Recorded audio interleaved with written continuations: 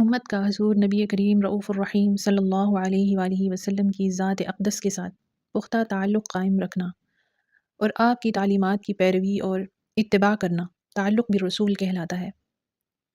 ارشاد باری تعالی ہے والذین آمنوا وعملوا الصالحات وآمنوا بما نزل على محمد وهو الحق من ربهم كفر عنهم سیئاتهم واصلح بالهم، جو ایمان لائے اور اچھے کام کیے اور اس پر ایمان لائے جو محمد صلی اللہ علیہ وآلہ وسلم پر اتارا گیا اور وہی ان کے رب کے پاس حق ہے۔ اللہ نے ان کی برائیاں اتار دی اور ان کی حالتیں سنوار دی۔ معلوم ہوا کہ ایمان اور دوزخ سے رہائی پانے کے لیے ان تمام چیزوں کا ماننا ضروری ہے جو سرور کونین صلی اللہ علیہ وآلہ وسلم اللہ تعالیٰ کی طرف سے لائے۔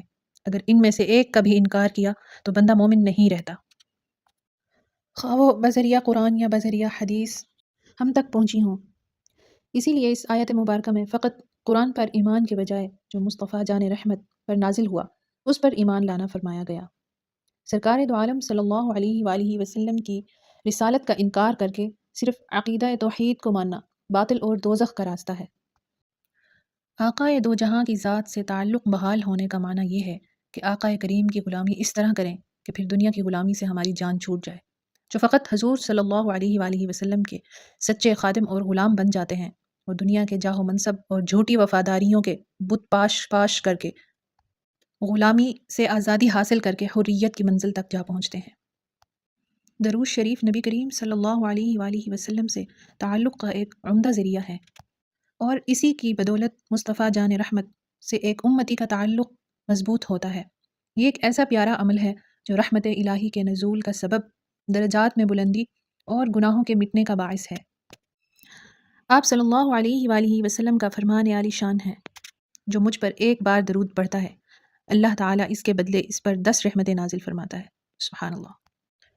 اور تاجدار کائنات صلی اللہ علیہ وآلہ وسلم سے عشق وہ جذبہ ہے جو مسلمان کو دوسری اقوام سے ممتاز کر دیتا ہے۔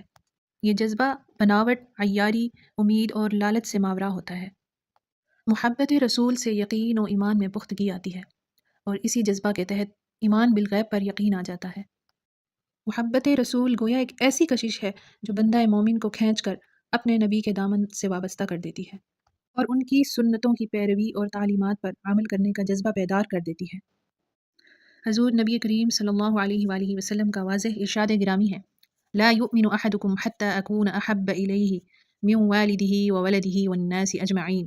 فرمایا تم میں سے کوئی شخص اس وقت تک کامل مومن نہیں ہو سکتا جب تک کہ میں اس کے نزدیک اس کے باپ، اس کی اولاد اور تمام لوگوں سے بڑھ کر محبوب نہ ہو جاؤں۔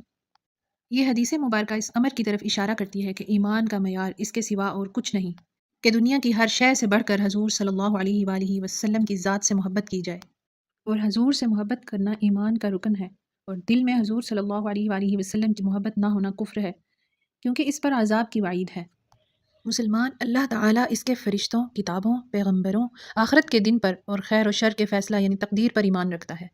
وہ اللہ کی پناہ لیتا ہے اور حقیقی طور پر صرف اسی سے مدد چاہتا ہے اور اپنے پیارے رسول صلی اللہ علیہ وآلہ وسلم کی تابع داری کرتا ہے جن کے متعلق اللہ تعالیٰ نے ارشاد فرمایا لقد كان لكم في رسول الله أسوة حسنة لمن كان يرجو الله واليوم الآخر وذكر الله كثيرا۔ یقیناً تمہیں رسول اللہ صلی اللہ علیہ وآلہ وسلم کی پیروی بہتر ہے اس کے لیے کہ جو اللہ اور آخرت کے دن کی امید رکھتا ہو اور اللہ کو بہت یاد کرے، اور ان کی تعلیمات پر عمل کرنا ہوگا۔ اللہ سبحانہ و تعالی ہم سب کو حضور نبی کریم رؤوف الرحیم صلی اللہ علیہ وآلہ وسلم کی سچی محبت اور کثرت سے درود پاک پڑھنے کی توفیق عطا فرمائے، آمین۔ جزاک اللہ خیر۔